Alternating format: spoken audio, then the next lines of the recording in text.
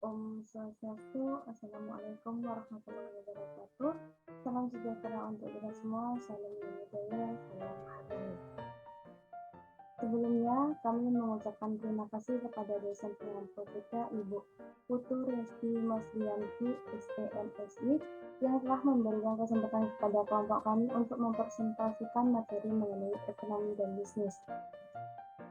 Seperti kata pepatah, tak kenal maka tak sayang, maka dari itu izinkan saya memperkenalkan kelompok presentasi kami yang beranggotakan. Yang pertama yaitu ada saya sendiri Luluk Mukaromah dengan akhiran NIM 1120. Yang kedua ada Dewa Ayu Widya Indraswari dengan akhiran NIM 1144. Yang ketiga ada Alia Dewi Rucianda dengan akhiran NIM 1145. Yang keempat ada Nuluh Gede Chandra KD dengan akhiran NIM 1146. Dan yang kelima dan terakhir ada Nuluh Kade Puspita Ningsari dengan akhiran NIM 1147. Adapun pokok bahasan yang akan kami bahas pada kali ini yaitu yang pertama mengenai hakikat ilmu ekonomi, yang kedua yaitu mengenai hubungan bisnis dan masyarakat, yang ketiga yaitu mengenai badan usaha dan perusahaan, yang keempat yaitu mengenai penggabungan atau kerjasama antara perusahaan, yang kelima yaitu mengenai pertumbuhan ekonomi, yang keenam yaitu mengenai ciri-ciri bisnis modern, yang ketujuh yaitu mengenai hubungan bisnis dan pemerintah, dan yang kedelapan atau yang terakhir yaitu mengenai sertifikat ISO. Baik, selanjutnya akan dilanjutkan dengan pemaparan materi, di mana materi pertama mengenai hakikat ilmu ekonomi akan dipaparkan oleh rekan saya, Chandra. Untuk Chandra, dipersilahkan. Baik, terima kasih moderator. Baik, di sini saya akan menjelaskan tentang materi hakikat ilmu ekonomi. Ilmu ekonomi adalah ilmu yang mempelajari tingkah laku manusia untuk mendapatkan dan mengelola sumber daya yang terbatas. Ilmu ini muncul karena manusia memiliki kebutuhan dan keinginan yang tidak terbatas, tetapi sumber daya yang tersedia untuk memenuhinya terbatas. Dengan mempelajari ilmu ekonomi, tidak bisa prediksikan tindakan manusia ke depannya yang kemudian bisa dipergunakan untuk perencanaan bisnis, pemerintahan, penentuan harga, membuat kebijakan pemasaran, kebijakan sumber daya manusia, hingga membuat kebijakan untuk kesejahteraan masyarakat. Baik, next.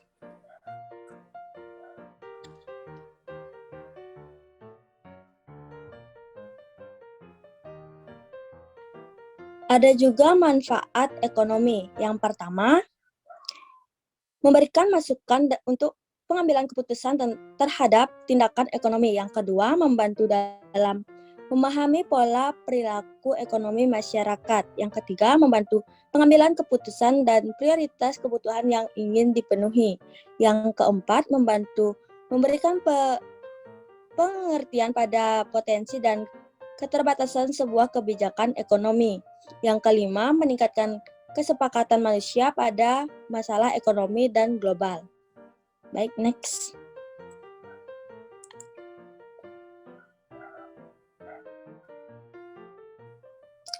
Juga ruang lingkup ekonomi dibagi menjadi dua, yaitu ekonomi mikro dan ekonomi makro.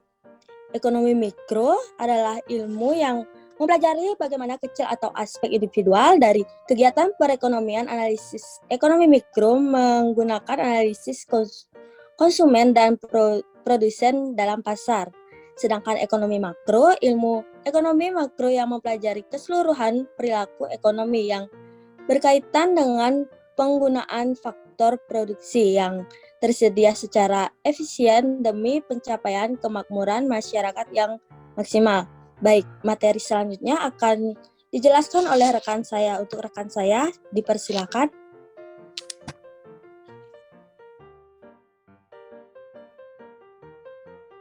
Baik, terima kasih atas kesempatannya. Berikutnya yaitu mengenai kegiatan ekonomi. Yang pertama yaitu mengenai produksi. Produksi adalah kegiatan yang bertujuan untuk menghasilkan atau menambah nilai guna dari barang dan jasa. Contoh kegiatan penjual tas mengubah kain menjadi tas buatannya, di mana penjual tas tersebut melakukan kegiatan produksi karena menghasilkan barang dan jasa. Yang kedua yaitu distribusi. Distribusi adalah kegiatan penyebaran barang dan jasa yang diproduksi, misalnya itu distribusi yang dilakukan untuk membawa beras dari desa A ke kota B untuk memenuhi kebutuhan warga kota B akan beras. Yang ketiga yaitu ada konsumsi. Konsumsi adalah kegiatan yang berkaitan dengan penggunaan barang dan jasa untuk memenuhi kebutuhan. Contohnya adalah penggunaan bensin untuk bahan bakar kendaraan. Next.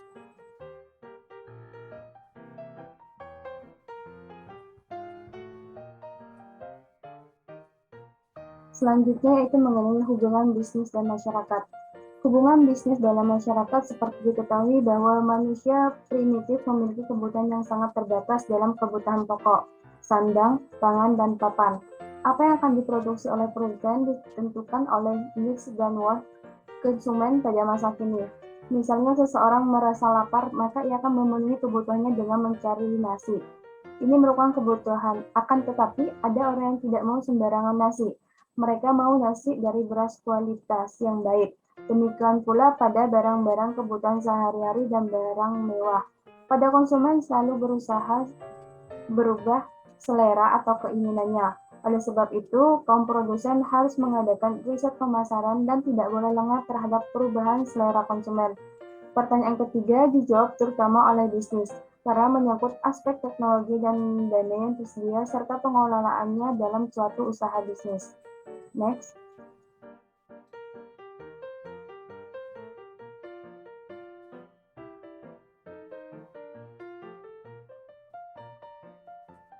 Materi selanjutnya yaitu mengenai badan usaha dan perusahaan. Badan usaha adalah istilah yang sudah tidak asing lagi. Sebagai penggerak pada perekonomian, kehadiran badan usaha adalah sangat penting, terutama dalam memberi layanan kepada masyarakat secara luas. Sebagian masyarakat menganggap pengertian badan usaha adalah sama dengan perusahaan. Padahal kenyataannya, perusahaan dan badan usaha adalah dua hal yang berbeda. Badan usaha adalah suatu lembaga yang memiliki tujuan untuk mendapatkan keuntungan, sedangkan perusahaan merupakan tempat di mana badan usaha tersebut mengelola dan menghasilkan barang maupun jasa. Baik, sekian yang bisa saya paparkan. Untuk materi selanjutnya akan dilanjutkan oleh rekan saya. Untuk rekan saya dipersilahkan. Baik, terima kasih atas waktunya. Di sini saya akan menjelaskan materi mengenai fungsi badan usaha. Secara umum, fungsi badan usaha ada 3, yaitu fungsi komersial, fungsi sosial, dan fungsi badan usaha dalam perekonomian. Pertama ada fungsi komersial. Di antara tujuan badan usaha yaitu untuk memperoleh keuntungan. Nah, untuk memperoleh keuntungan, badan usaha harus mengelola sumber daya produksi yang tersedia secara efisien dan efektif sesuai dengan prinsip-prinsip manajemen. Fungsi komersial badan usaha meliputi 2 hal, yaitu fungsi manajemen dan fungsi operasional. Selanjutnya yang kedua ada fungsi sosial. Adapun fungsi sosial badan usaha adalah lebih bersifat eksternal. Fungsi sosial dengan berhubungan dengan manfaat badan usaha secara langsung atau tidak langsung terhadap kehidupan masyarakat. Yang ketiga ada fungsi dalam perekonomian.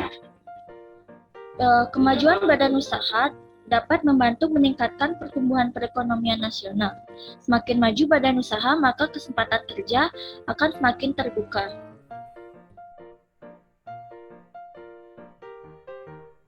Selanjutnya ada jenis badan usaha.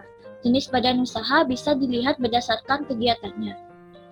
Yang pertama ada jenis badan usaha berdasarkan kegiatannya, yaitu badan usaha ekstraktif, kegiatan mengambil apa yang telah dihasilkan oleh sumber daya alam. Selanjutnya ada badan usaha agraris, yaitu melakukan jenis kegiatan yang berhubungan dengan pertanian. Selanjutnya ada badan usaha perdagangan, yaitu kegiatan membeli dan menjual kembali suatu barang tanpa mengubah bentuknya.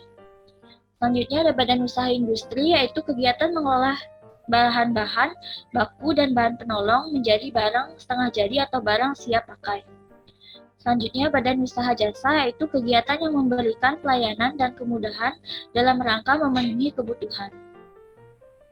Yang kedua, ada badan usaha berdasarkan kepemilikan modal. Modal memainkan peranan besar dalam pendirian suatu usaha. Tanpa modal yang cukup, suatu usaha tak akan berjalan optimal. Dalam jenis badan usaha berdasarkan kepemilikan modal, terdapat 3 jenis badan usaha.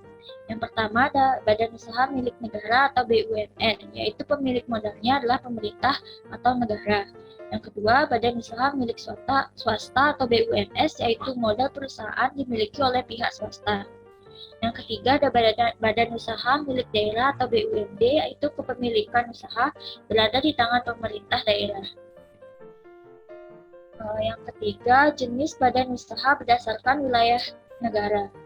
Globalisasi ekonomi menyebabkan banyaknya usaha yang didirikan di luar negeri atau usaha luar negeri yang didirikan di dalam negeri. Adapun jenis badan usaha berdasarkan wilayah negara adalah sebagai berikut. Yang pertama ada penanaman modal dalam negeri, di mana kepemilikan modal perusahaan berada di tangan masyarakat negara sendiri.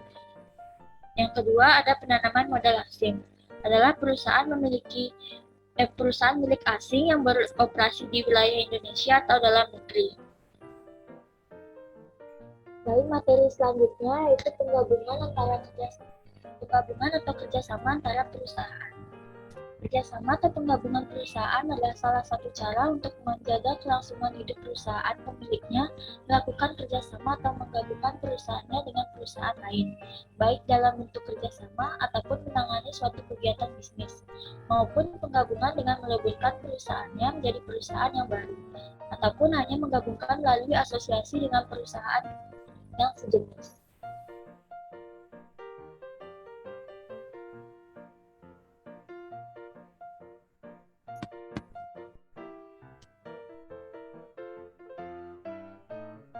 Selanjutnya ada jenis-jenis penggabungan atau kerjasama antara perusahaan. Bentuk kerjasama atau penggabungan perusahaan secara umum ada 5 bentuk kerjasama. Yaitu yang pertama adalah joint venture. Joint venture menurut ekonomi perusahaan adalah suatu bentuk gabungan antara dua pihak atau lebih yang mengumpulkan modal untuk mendirikan badan usaha dengan perjanjian tertentu. Yang kedua ada trust. Trust adalah penggabungan perusahaan yang tadinya berdiri sendiri menjadi satu fusi baik dipandang dari sudut ekonomi maupun dari sudut hukum. Penggabungan ini terdiri dari 3 cara. Yang pertama ada cara datar atau horizontal. Misalnya industri sejenis digabungkan menjadi satu industri besar. Yang kedua ada cara tegak atau vertikal, yaitu perusahaan dalam kolom-kolom perusahaan digabungkan menjadi satu. Dan yang terakhir adalah sejajar. Misalnya usaha atau perdagangan beberapa jenis barang digabungkan. Lalu, jenis-jenis penggabungan usaha, penggabungan atau kerjasama antara perusahaan. Yang ketiga ada holding company. Pembentukan holding company dapat melalui berbagai cara. Yang pertama ada akuisisi. Dalam satu perusahaan mengambil alih dengan membeli perusahaan lain yang sudah lama berdiri. Akuisisi ini akan lebih memperlancar jalannya usaha karena perusahaan lama sudah jalan, memiliki sumber bahan baku, pasar, sasaran, dan sebagainya. Yang kedua, ada menyerahkan pemilikan perusahaan kepada satu perusahaan. Misalnya, perusahaan PT Semen Gresik berperan sebagai holder dan menerima penyerahan beberapa perusahaan lain sehingga mempermudah koordinasi operasional.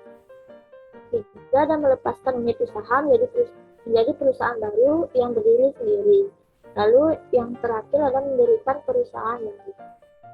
Yang keempat, ada kartel. Kartel berarti suatu kerjasama antar perusahaan-perusahaan sejenis yang masing-masing tetap berdiri sendiri untuk waktu tertentu dengan tujuan menguasai pasar. Macam-macam kartel antara lain yaitu ada kartel rayon atau kartel wilayah, di mana wilayah penjualan dibagi-bagi antara anggota kartel. Selanjutnya adalah kartel syarat. Di sini ditentukan oleh syarat-syarat tertentu yang harus ditaati oleh anggota seperti syarat penjualan, pengiriman, pembayaran, syarat kualitas, dan sebagainya. Yang terakhir adalah kartel kalkulasi. Ditetapkan aturan-aturan untuk menghitung harga pokok. Dan yang kelima adalah konven. Konven adalah penggabungan beberapa perusahaan yang menurut hukum tetap merdeka menjadi satu kesatuan, dipandang dari sudut teknis tata usaha perdagangan atau keuntungan. Misalnya sebuah bank atau seseorang kaya membeli sebagian saham-saham dari beberapa buah perusahaan untuk menguasainya. Selain bentuk gabungan dan kerjasama di atas, kita mengenal pula bentuk-bentuk. Baik, materi selanjutnya akan dijelaskan oleh rekan saya.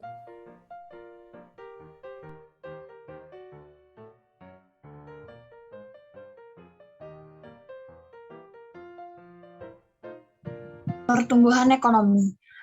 Pertumbuhan ekonomi adalah peningkatan dalam kemampuan dari suatu perekonomian dalam memproduksi barang dan jasa. Dengan kata lain, pertumbuhan ekonomi lebih menunjuk pada perubahan yang bersifat kuantitatif dan biasanya diukur dengan menggunakan data produk domestik bruto atau pendapatan output per kapita. Next.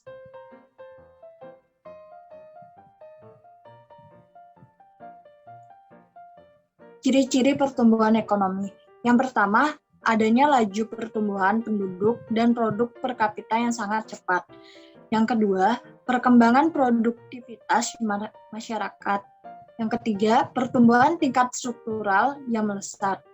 Yang keempat, tingkat urbanisasi yang tinggi. Yang kelima, adanya ekspansi pada negara maju. Dan yang terakhir, terjadinya arus barang, modal, dan manusia di berbagai negara. Next.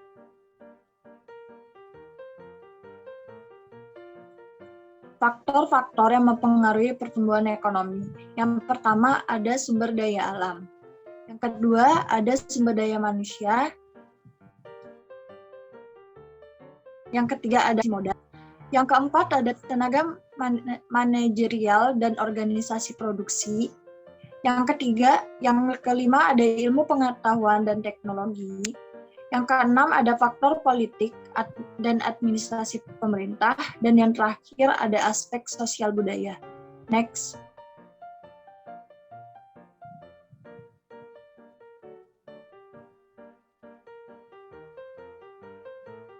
Ciri-ciri bisnis modern.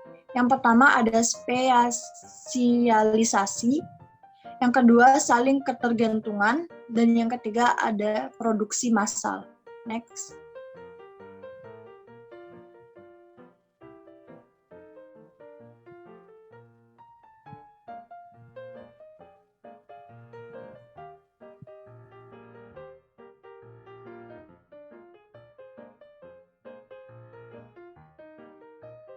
Hubungan bisnis dengan pemerintah.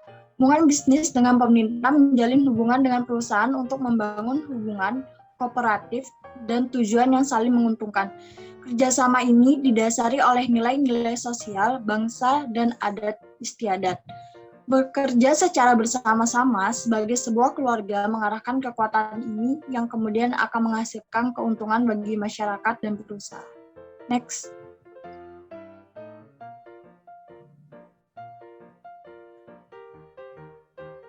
Selanjutnya akan dijelaskan oleh rekan saya. Baik, di sini saya akan melanjutkan tentang materi sertifikat ISO. Secara garis besar, sertifikat ISO adalah sistem manajemen untuk mengukur kualitas atau mutu suatu perusahaan. Hal ini bertujuan untuk melihat seberapa kredibilitas perusahaan tersebut mampu bersaing secara global. Next.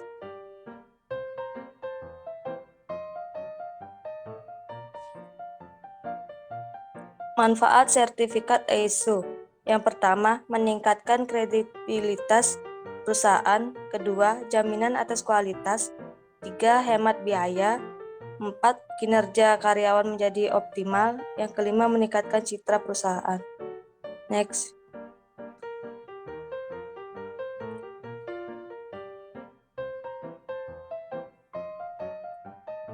Baik, di sini akan dipaparkan oleh moderator.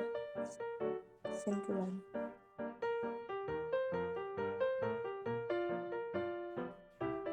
Baik, sekian pemaparan materi dari kelompok kami. Adapun kesimpulan dari materi yang kami sampaikan yaitu ilmu ekonomi adalah ilmu yang mempelajari tingkah laku manusia untuk mendapatkan dan mengelola sumber daya yang terbatas. Hubungan bisnis dan masyarakat seperti diketahui bahwa manusia primitif memiliki kebutuhan yang sangat terbatas dalam kebutuhan pokok, sandang, pangan, dan papan.